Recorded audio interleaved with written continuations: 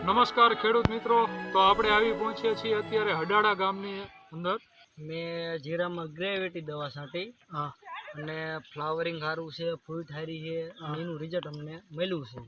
Flowering ફૂટ સારું છે કે જે તમે જીરાની અંદર તમને આ જે ટૂંકી ગાડીએ અને જે ટૂંકા અંતરે જે ગુલાબી ફૂલ એકદમ જોવા મળી રહ્યા છે, એ આ છાંટ્યા પછી ગુલાબી ફૂલ એકદમ સારા અને અહીંયા ટૂંકી ગાડીએ જીરાની દાંડલીઓ બેસવા માંડાણી અને જે જીરાની માલકોર 3 માળ બંધાવા જોઈએ એ પણ આમાં દેખાય છે તમને. દેખાય કમ્પ્લીટ. અને જે જીરાનો ઘેરો છોડવો જે ભોથે પડવો જોઈએ એ પડ્યો.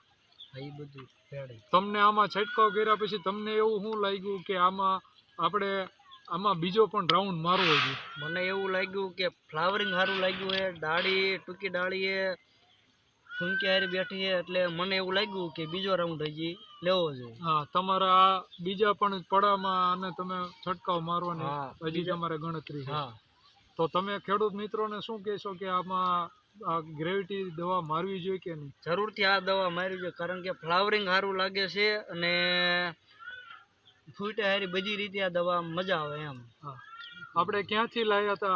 આપણે આ દવા કૃષ્ણ એગ્રો ચોટીલા રાજુભાઈ ત્યાંથી લાવ્યા હતા. કૃષ્ણા ફર્ટિલાઇઝર ચોટીલા. હા.